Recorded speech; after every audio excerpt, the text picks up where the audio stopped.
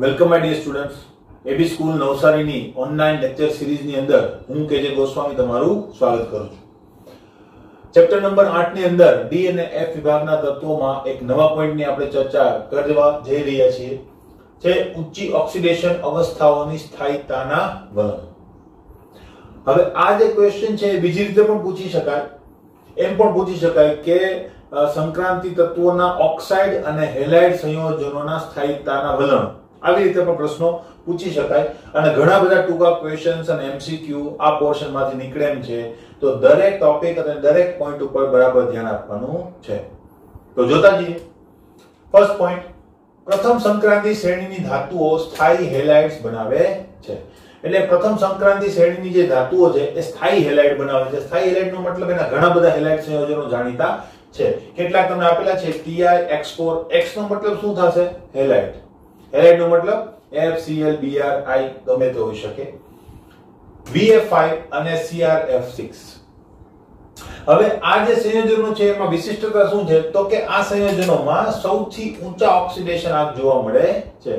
એટલે આ તત્વો જે છે એના હેલાઇડ સંયોજનોની અંદર ઊંચા ઓક્સિડેશન આંક ધરાવતા સંયોજનો બનાવી શકે છે. કેટલીક બીજી વિશેષતાઓની ચર્ચા કરીએ. Mn ના હેલાઇડ સંયોજનોમાં Mn+7 મળતું નથી, પરંતુ MnO3F જાણીતું છે. શું કહેવા માંગે છે કે આ બધા જે છે એના હેલાઇડ સ્વરૂપે ઊંચી ઓક્સિડેશન અવસ્થા, કે જેની હાઈએસ્ટ ઓક્સિડેશન અવસ્થા છે તે ધારણ કરી શકે. દાખલા તરીકે Pi નું આપણું ઓક્સિડેશન અવસ્થા વાળું જો કોષ્ટક તમે ચેક કરશો તો એમાં એની હાઈએસ્ટ ઓક્સિડેશન અવસ્થા કેટલી છે? +4. V માટે +5 અને Cr માટે કેટલી છે હાઈએસ્ટ ઓક્સિડેશન અવસ્થા? +6. ક્લિયર? Mn માટે કેટલી છે? +7. પણ +7 વાળા હેલાઇડ તમને મળતા નથી, એ વસ્તુ આપ કહેવા માંગે છે. પરંતુ હેલાઇડ સંયોજનો એટલે કે હેલોજન અને ઓક્સિજન બંને સાથે હોય એવા કેટલાક સંયોજનો આપણી પાસે જાણીતા છે.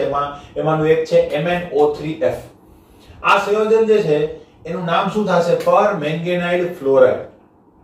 આ સંયોજન તમારું એક જાણીતું છે, જેની અંદર હેલોજન છે અને છતાં પણ એની હાઈએસ્ટ ઓક્સિડેશન અવસ્થા જોવા મળે છે. બાકી ફૂલી હેલાઇડ સંયોજનો Mn ના +7 ઓક્સિડેશન અવસ્થા સાથે જોવા મળતા નથી. નેક્સ્ટ પોઈન્ટની ચર્ચા કરીએ. Mn પછીની ધાતુઓ ટ્રાયહેલાઇડ સંયોજનો બનાવતા નથી, સિવાય કે FeX3 અને COX3. શું કહેવા માંગે છે? Mn નો મતલબ થાય મિત્રો આપણી સિરીઝનો અડધો ભાગ. અડધો ભાગ એટલે D5 પ્રણાલી છે. ક્લિયર? ત્યાર પછીના જે તત્વો છે એ તત્વોમાં તમને ટ્રાયહેલાઇડ સંયોજનો જોવા મળશે નહીં. પણ એના અંદર બે એવી ધાતુઓ છે કે જે ટ્રાયહેલાઇડ બનાવી શકે છે. એમાંની એક છે FeX3 અને એક છે COX3. આ બંને માટે આપણે જોયું હતું કે એની +3 ઓક્સિડેશન અવસ્થાઓ સ્થાયી છે. ક્લિયર? ઓક્સિડેશન અવસ્થાના ચેપ્ટરની કોષ્ટકની અંદર તો ત્યાં આપણે આ વસ્તુ જોઈ લીધી હતી. બંનેની +3 ઓક્સિડેશન અવસ્થા સ્થાયી છે, માટે તેના હેલાઇડ સંયોજનો પણ જાણીતા છે, મળી આવે છે. નેક્સ્ટ પોઈન્ટની ચર્ચા કરીએ. ઊંચી ઓક્સિડેશન અવસ્થાઓ માટે ફ્લોરાઇડની સ્થાયિકતાનું કારણ એની ઊંચી લેટાઇસ ઊર્જા છે. હવે શું કહેવા માંગે છે અહીંયા કે જે તત્વો એની ઊંચી ઓક્સિડેશન અવસ્થા વાળા હેલાઇડ બનાવે છે એમાં મોટા ભાગે અને વધુ સ્થાયી હેલાઇડ સંયોજનો કયું હેલોજન તત્વ આપે છે? ફ્લોરીન. ક્લિયર? ફ્લોરીન તેના ફ્લોરાઇડ સંયોજનોની અંદર એ હાઈએસ્ટ ઓક્સિડેશન અવસ્થા ધારણ કરવાનું વલણ ધરાવે છે અને શું કરે છે? મહત્તમ સ્થાયીતા આપે છે એઝ કમ્પેર ટુ અધર હેલાઇડ્સ. એનું કારણ શું છે? તેના બે કારણો છે. એક તો કારણ છે કે એની ઊંચી લેટાઇસ ઊર્જા. કેટલાક ફ્લોરાઇડ સંયોજનો એવા છે કે જેની અંદર લેટાઇસ ઊર્જાના ઊંચા મૂલ્યોના કારણે એ સ્થાયી બને છે. લેટાઇસ ઊર્જા એટલે શું મિત્રો? તો એ પણ આપણે 11મા ધોરણની અંદર શીખી ગયા છીએ કે જ્યારે કોઈ આયનિક સંયોજન બને ત્યારે શું થાય છે? તો કે એની અંદર જે ધનાયન અને ઋણાયન અથવા તો એના જે ઘટક કણો છે એ ચોક્કસ વ્યવસ્થિત રીતે કોઈ ગોઠવણીની અંદર શું થઈ જાય છે? ગોઠવાય છે. એ ચોક્કસ ગોઠવણીને આપણે સ્ફટિક કહીએ છીએ. એને શું કહેવામાં આવે છે? સ્ફટિક લેટાઇસ અથવા તો લેટાઇસ કહેવામાં આવે છે. તો જ્યારે આવી સ્ફટિક રચના બને ત્યારે ખૂબ મોટા પ્રમાણમાં ઊર્જા લિબરેટ થાય છે, મુક્ત થાય છે. તો આ લિબરેટ થયેલી ઊર્જાને શું કહેવામાં આવે છે? લેટાઇસ ઊર્જા, કે જે સંયોજનને ઘણી વધુ સ્થાયીતા આપે છે. તો આવી સ્થાયીતાના કારણે પણ ફ્લોરાઇડ સંયોજનો સ્થાયી બનતા હોય છે. હવે લેટાઇસ ઊર્જાના કારણે જો કોઈ હેલાઇડ સ્થાયી બનતું હોય તેનું એક ઉદાહરણ આપણને આપેલું છે COF3, કોબાલ્ટ ટ્રાઇફ્લોરાઇડ. ક્લિયર? બીજી એક બાબત પણ છે કે જે ફ્લોરાઇડ સંયોજનોને સ્થાયિકતા આપે છે. હવે ઘણીવાર એવું થાય કે આ બાબત અને બીજી બાબત બંને સાથે પણ હોઈ શકે. એટલે અહીં આપણે શું લખેલું છે? અને ઓબ્લિક અથવા ઊંચી સહસંયોજક બંધન એન્થાલ્પી છે. ક્લિયર? એનો મતલબ ઘણી વખત એવા સંયોજનો છે કે જેમાં લેટેસ્ટ ઉર્જા પણ સારી એવી છે, બંધન એન્થાલ્પી પણ સારી એવી મળે છે, જેના કારણે સ્થાયિકતા તમને મળે છે. ક્લિયર છે? હવે એવા સંયોજનો કયા છે કે જેમાં ઊંચી સહસંયોજક બંધન એન્થાલ્પી જોવા મળે છે? તો એવા બે સંયોજનોના ઉદાહરણ અહીં આપેલા છે, VF5 અને CrF6. ક્લિયર? આ બે સંયોજનોની અંદર સહસંયોજક બંધન એન્થાલ્પી કેવી છે? વધારે છે, અને એના કારણે તે સ્થાયિકતા પામે છે. નેક્સ્ટ પોઈન્ટની ચર્ચા કરીએ. હવે વેનેડિયમ માટે આપણે થોડી ચર્ચા કરીએ. વેનેડિયમ એટલે કે V માટે VF5 સ્થાયી છે, જ્યારે બાકીના હેલાઇડ જળ વિભાજન પામી VOX3 ની અંદર રૂપાંતર થાય છે. એટલે વેનેડિયમની જે +5 વાળા હેલાઇડની આપણે વાત કરી કે ભાઈ ઊંચી સંયોજકતા વાળા હેલાઇડ બનાવે છે, તો એ +5 સંયોજકતા વાળા હેલાઇડની અંદર માત્ર ફ્લોરાઇડ જ સ્થાયી છે. ક્લોરાઇડ, બ્રોમાઇડ, આયોડાઇડ સ્થાયી હોતા નથી. તો એની અંદર માત્ર ફ્લોરાઇડ સંયોજનો જ મળે છે. બાકીના હેલાઇડ જો બનાવવાનો પ્રયત્ન કરો તો શું થાય છે? તો એનું તરત જ જળ વિભાજન થઈ અને VOX3 એટલે કે વેનેડિયમ ઓક્સી ટ્રાય હેલાઇડ બનાવી આપે છે, કે જે ફૂલી હેલાઇડ સંયોજનની અંદર તમને મળતા નથી. ક્લિયર છે મિત્રો? નેક્સ્ટ પોઈન્ટની ચર્ચા કરીએ. આ તત્વોનું બીજું લક્ષણ નીચી ઓક્સિડેશન અવસ્થાઓની સ્થાયિકતા છે. એટલે સંક્રાંતિ તત્વો છે એની +2 ઓક્સિડેશન અવસ્થા આપણે જોઈ હતી કે લગભગ બધામાં તમને જોવા મળે છે, અને +2 ઓક્સિડેશન અવસ્થા વાળા સંયોજનો પણ જાણીતા છે. Mn થી લઈ અને Zn સુધીના બધા તત્વોની અંદર +2 ઓક્સિડેશન અવસ્થા કેવી છે? સ્થાયી, કે જે નીચામાં નીચી ઓક્સિડેશન અવસ્થા છે, એક્સેપ્ટ કોપર. કેમ? તો કોપરની +1 અવસ્થા પણ આપણને મળે છે. ક્લિયર? તો આવી નીચી ઓક્સિડેશન અવસ્થા વાળા સંયોજનોના કેટલાક ઉદાહરણ આપેલા છે. VX2 છે, CuX છે, બરાબર. કોપરની નીચામાં નીચી ઓક્સિડેશન અવસ્થા પૂછે તો કેટલી આવશે? +1 આવશે, બરાબર છે. અને વેનેડિયમ માટે તો +2, બાકીના બધા તત્વો માટે કેટલી છે? +2 છે. અને Sc એક એવું તત્વ છે જેના માટે +3 છે. આ બધી વસ્તુ યાદ રાખવાની છે, જેની ચર્ચા આપણે અગાઉ કરી ગયેલા છે. Cu+2 વેનેડિયમની આપણે વાત કરી. હવે Cu ની વાત કરીએ. Cu+2 ના આયોડીન સિવાયના હેલાઇડ જાણીતા છે. એટલે કે Cu+2 અવસ્થાની અંદર, એટલે એની ઓક્સિડેશન અવસ્થા જ્યારે +2 હોય ત્યારે આયોડીન સિવાયના એટલે કે આયોડાઇડ એના મળતા નથી. Cu+I2 જે છે એટલું બધું સ્થાયી નથી. બાકીના હેલાઇડ તમને મળે ને આપણે યુઝ પણ કરીએ છીએ, બરાબર. તો બાકીના હેલાઇડ સંયોજનો જાણીતા છે. CuCl2 મળશે, CuBr2 મળશે, પણ Cu+I2 મળવું મુશ્કેલ છે, કારણ કે Cu+I2 જે છે એટલું બધું સ્થાયી નથી. તો Cu+I2 નથી મળતું, પણ Cu+I2 જે છે એનું રૂપાંતર +1 ની અંદર થઈને Cu+I સ્વરૂપે વધુ સ્થાયી છે. તો Cu+I2 નું નીચે મુજબ શું થઈ જાય છે? Cu+I ની અંદર પરિવર્તન થાય છે. એટલે કે તમને પ્રશ્ન પૂછી શકે કે કોપરના કયા હેલાઇડ +1 સ્વરૂપે સ્થાયી છે? તો એની અંદર કોણ આવશે? Cu અથવા તો આયોડાઇડ જે છે એ સ્થાયી છે.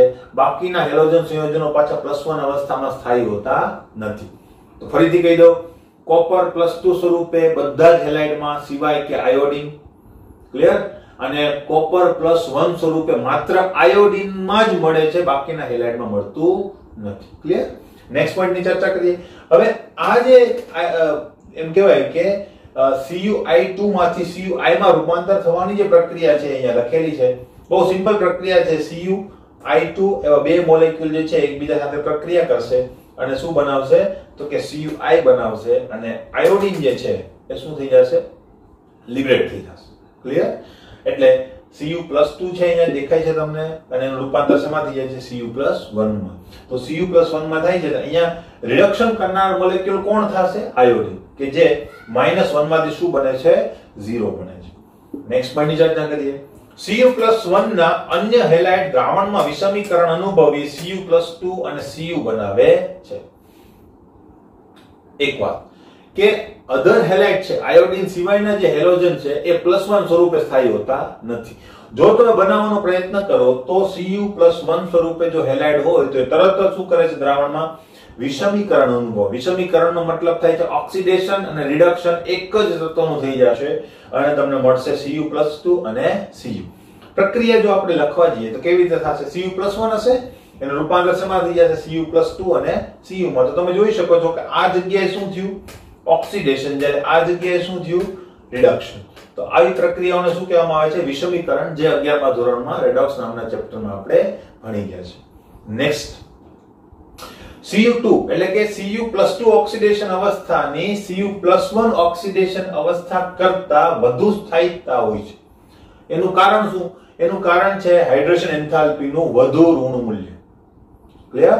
ઋણ મૂલ્ય વધુનો મતલબ ખૂબ વધારે ઊર્જા શું થાય છે? મુક્ત થાય છે. જેટલી ઊર્જા મુક્ત થાય એટલું વધારે સ્થાયી સંયોજન બની શકે. તો Cu+2 ની આ જે હાઇડ્રેશન એન્થાલ્પી છે એ ખૂબ વધુ ઋણ છે as compared to Cu+1.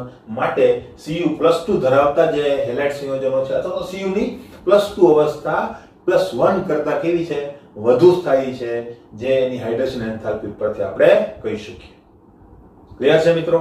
Next પોઈન્ટની ચર્ચા કરીએ. આ હેલોજનની ચર્ચા આપણે કમ્પ્લીટ કરી. હવે ઓક્સાઇડ સંયોજનો, ઓક્સિજન સાથેના સંયોજનોની ચર્ચા આપણે કરીશું. હેડિંગ તો આ જ રહેવાનું છે. ક્લિયર? આગળ જોઈએ તો હવે ઓક્સાઇડ સંયોજનોની આપણે વાત કરવાના છે. હેલાઇડ સંયોજનની ઘણી બધી વાતો આપણે કરી, તેની સ્થાયીતા અંગે ચર્ચા કરી. હવે ઓક્સાઇડ સંયોજનોની જો વાત કરીએ તો ઓક્સિજન એ સૌથી ઊંચી ઓક્સિડેશન અવસ્થાને સ્થાયીતા આપવા માટેની ક્ષમતા માટે જાણીતું છે. એટલે જે હેલાઇડ સંયોજનો હતા એમાં પણ આપણે ફ્લોરાઇડની વાત કરી હતી. તો હેલાઇડ સંયોજનો કરતા ઓક્સાઇડ સંયોજનોની અંદર ઊંચી ઓક્સિડેશન અવસ્થાઓ વધુ સ્થાયી જોવા મળે છે. એનું કારણ પણ આપણે એમાં જોઈશું. જેમ કે Hc2O3, આની અંદર તમે સ્કેન્ડિયમની ઓક્સિડેશન અવસ્થા જોઈ શકો છો, +3 છે. TiO2 +4 છે. B2O5 +5 છે. CrO3 ત્યાં તમને +6 જોવા મળશે. Mn2O7 ત્યાં તમને +7 ઓક્સિડેશન અવસ્થા જોવા મળશે. આપણે જોયું હતું કે Mn ના જે +7 વાળા સંયોજનો છે એ હેલોજનમાં મળતા નથી, પણ અહીંયા તમને જોવા મળે છે. ક્લિયર? સમૂહ 7 સુધી સૌથી ઊંચો ઓક્સિડેશન આંક અને સમૂહનો ક્રમ સમાન હોય છે. આની વાત આપણે અગાઉ પણ કરેલી હતી કે મધ્ય ભાગ સુધી જે તમારો ઊંચો ઓક્સિડેશન આંક છે એ કેવી રીતે મળે? તો કે S કક્ષક અને D કક્ષકના સરવાળા બરાબર. S કક્ષકના ઇલેક્ટ્રોન ને D કક્ષકના ઇલેક્ટ્રોનનો સરવાળો કરો તો તે રીતે તમને મળી જાય. પણ એ સરવાળો એના સમૂહના ક્રમ જેટલો પણ હશે. ક્લિયર છે? તો એ વસ્તુ તમે ચેક કરી શકો. તો જે સમૂહનો ક્રમ, માનો કે સમૂહ નંબર 3 હશે તો એની અંદર તમારી હાઈએસ્ટ ઓક્સિડેશન અવસ્થા તમને 3 જોવા મળશે. 4 હશે એની અંદર તમને હાઈએસ્ટ ઓક્સિડેશન અવસ્થા 4 જોવા મળશે. ટિટેનિયમ ત્યાં છે. તો એ રીતે તમે ચેક કરી શકો. Fe ના Fe2O3 ઉપરના ઓક્સાઇડ જાણીતા નથી. જો કે Fe ના આલ્કલાઇન માધ્યમની અંદર FeO4-2 પ્રકારનો આયન બનાવે છે, પરંતુ તે તરત જ વિઘટન પામી Fe2O3 અને O2 બનાવે છે. શું કહેવા માંગે છે કે અર્ધભાગ પછી Fe એટલે કે આયન જે છે એ Fe2O3 પ્રકારનો ઓક્સાઇડ બનાવે છે. Fe2O3 કે જેમાં Fe ની ઓક્સિડેશન અવસ્થા કેટલી છે? +3. તો એની ઉપરના ઓક્સાઇડ જાણીતા નથી. જો કે Fe આલ્કલાઇન એટલે કે બેઝિક માધ્યમની અંદર એક સંકીર્ણ સ્વરૂપે હાજર હોઈ શકે FeO4-2. આ પ્રકારના આયનો ઘણા બધા સંક્રાંતિ તત્વો બનાવે છે. એમાંનું Fe પણ એક પ્રકારના આયન બનાવે છે, પણ આ પણ સ્થાયી નથી. ક્લિયર છે મિત્રો? આ પણ સ્થાયી નથી. આ FeO4-2 આયન, જેને આપણે ફેરેટ આયન કહીએ છીએ, તો એ આયન સ્થાયી નથી. તે તરત જ શું કરે છે? વિઘટન પામી જાય અને પાછું એનું સ્વરૂપ જે છે Fe2O3 સ્વરૂપે આવી જાય. વધારાનો ઓક્સિજન જે છે એ O2 સ્વરૂપે દૂર થાય છે. ઓક્સાઇડ સંયોજનો કેટલાક ઓક્સો કેટાયન સ્વરૂપે સ્થાયીતા પ્રાપ્ત કરે છે. હવે કેટલાક ઓક્સાઇડ સંયોજનો એવા છે કે જે ઓક્સો કેટાયન સ્વરૂપે, કેટાયનનો મતલબ થાય ધન વીજભારિત આયન, તો એ ધન વીજભારિત આયન સ્વરૂપે પણ શું કરતા હોય છે? સ્થાયીતા પ્રાપ્ત કરતા હોય છે. એના 3 આપણને એક્ઝામ્પલ્સ આપેલા છે. પહેલું એક્ઝામ્પલ છે વેનેડિયમનું. તો વેનેડિયમની +5 ઓક્સિડેશન અવસ્થા VO2+, તો એની અંદર જોઈ શકો 2 દુ 4 -4 અને +1 વીજભાર છે. એટલે તમે એને કહી શકો વેનેડિયમ કેટલી ઓક્સિડેશન અવસ્થામાં છે? ત્યાં 5 ઓક્સિડેશન અવસ્થાની અંદર છે. એવી જ રીતે વેનેડિયમ +4, તો એમાં VO+2 એટલે કે એની અંદર વેનેડિયમ 4 ઓક્સિડેશન અવસ્થાની અંદર છે. એવી જ રીતે તમે અહીંયા ટિટેનિયમ +4 કે જે TiO+2 સ્વરૂપે પોતાની +4 ઓક્સિડેશન અવસ્થામાં કેટાયન સ્વરૂપે સ્થાયી છે. નેક્સ્ટ પોઈન્ટની ચર્ચા કરીએ. ઊંચી ઓક્સિડેશન અવસ્થાને સ્થાયિકતા આપવાની ક્ષમતા ફ્લોરિન કરતા ઓક્સિજનની વધુ હોય છે. ક્લિયર? તો આ વસ્તુ ખાસ અગત્યની છે. આપણે ફ્લોરિનની સ્થાયિકતાની ચર્ચા કરી, શા માટે છે એની પણ ચર્ચા કરેલી હતી. તો અહીંયા આપણે શું કીધેલું છે કે ફ્લોરિન જે સ્થાયિકતા આપે છે એના કરતા ઓક્સિજન જે છે એ વધુ સ્થાયિકતા આપી શકે છે. એનું એક કારણ શું હોઈ શકે કે ઓક્સિજન જે છે એની પાસે દ્વિબંધ બનાવવાની ક્ષમતા છે, અને દ્વિબંધ બનાવવાની ક્ષમતા હોવાના કારણે શું થઈ શકે તો ઓછા ઓક્સિજન એ શું કરી શકે, એની હાઈએસ્ટ ઓક્સિડેશન અવસ્થા જનરેટ કરી શકે. જો Mn+7 બનાવવું હોય ફ્લોરિન સાથે તો એને 7 ફ્લોરિનની જરૂર પડે. ફ્લોરિન પાઈ બોન્ડ બનાવતા નથી, અને ઓક્સિજનની સાથે જો તમે એ સંયોજન બનાવો તો Mn2O7 એની અંદર જ તમારું થઈ જાય કે જેની અંદર Mn જે છે એ 3 ઓક્સિજન સાથે દ્વિબંધથી જોડાશે ને 1 ઓક્સિજન સાથે સિગ્મા બોન્ડથી જોડાય અને આસાનીથી એ સંયોજન બનાવી શકે છે. તો પાઈ બોન્ડ બનાવવાની ક્ષમતા ઓક્સિજનને આ જે વધારાની સ્થાયિકતા છે એ પ્રદાન કરવાની ક્ષમતા એને કરી આપે છે. ક્લિયર છે મિત્રો? નેક્સ્ટ પોઈન્ટ, Mn નું ઉચ્ચ ફ્લોરાઇડ એટલે કે Mn મેંગેનીઝ જે છે એનું ઊંચામાં ઊંચી ઓક્સિડેશન અવસ્થા ધરાવતું ફ્લોરાઇડ કયું છે? MnF4 +4 કરતા વધારે આગળના ફ્લોરાઇડ સંયોજનો આપતું નથી. પણ ઓક્સાઇડની વાત કરીએ તો એ કયું આપે છે? Mn2O7 એટલે કે +7 એની હાઈએસ્ટ ઓક્સિડેશન અવસ્થા વાળું ઓક્સાઇડ સંયોજન બનાવી શકે છે, પણ હાઈએસ્ટ ઓક્સિડેશન અવસ્થા વાળું ફ્લોરાઇડ સંયોજન બનાવી શકતું નથી. નેક્સ્ટ પોઈન્ટની ચર્ચા કરીએ. Mn2O7 માં MnO-Mn સેતુબંધ હોય છે, તેમાં Mn સમચતુષ્ફલકીય રીતે ઓક્સિજન સાથે જોડાય છે. તો એની થોડીક હું તમને વાત કરી દઉં. હવે એનું બંધારણ જે છે એ કેવા પ્રકારનું હોય છે? આ પ્રકારે એનું બંધારણ હોય છે.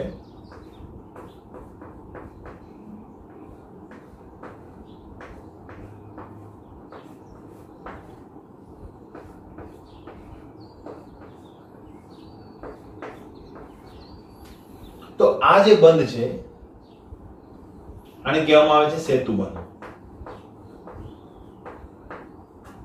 ક્લિયર? અને આ 4 ઓક્સિજન સાથે જે સિગ્મા બોન્ડ થી બંધાયેલો છે 1 2 3 અને 4, તો એની સાથે એ કઈ સંરચનાની અંદર રહેલો હોય છે? સમચતુષ્ફલકીય રચનાની અંદર એ સમાયેલો હોય છે. અને ઇન્ડિવિડ્યુઅલ Mn નું જે એમ કહેવાય કે આકાર જે છે અથવા તો એનો ભૌમિતિક આકાર જે છે એ કેવો હોય છે? સમચતુષ્ફલકીય હોય છે. નેક્સ્ટ પોઈન્ટની ચર્ચા કરીએ. V+5 Cr+6 બધાની હાઈએસ્ટ ઓક્સિડેશન અવસ્થા આપી છે. Mn ની અંદર તમે જો +5 +6 અને +7 ત્રણ ઓક્સિડેશન અવસ્થાઓ માટે MO4 એક જનરલ આયન આપેલો છે. MO4- N આયનો જાણીતા છે. આ વસ્તુ ખાસ ધ્યાન રાખજો. મેં તમને કીધું હતું કે Fe જે આયન બનાવે છે આલ્કલાઇન માધ્યમની અંદર સેમ આયન બીજા ઘણા બધા તત્વો બનાવી શકે છે. તો એ વસ્તુ અહીં કીધેલી છે, પણ આ બહુ સ્થાયી નથી મિત્રો. બરાબર? એટલે Fe નો ઉલ્લેખ અહીંયા કરેલો નથી. એટલે MO4 અને -N નો મતલબ તમે જે વીજભાર લેશો એ પ્રમાણે તમને ત્યાં ચાર્જ જોવા મળશે. દાખલા તરીકે હું જો Cr લઉં તો એ ચાર્જ મને કેટલો જોવા મળશે? Cr+6 4 દુ 8, બરાબર? તો એ -2 વીજભાર મને જોવા મળે. ક્લિયર છે? એવી રીતે Mn લો તો એ પ્રકારે મને વીજભાર તમને ત્યાં જોવા મળે. એટલે એ વીજભાર ફિક્સ નથી હોતો કે +2 જ હશે, એ ગમે એટલો ત્યાં હોઈ શકે. જેવો આયન એ પ્રકારનો વીજભાર તમને બહાર ત્યાં જોવા મળે. ક્લિયર છે મિત્રો?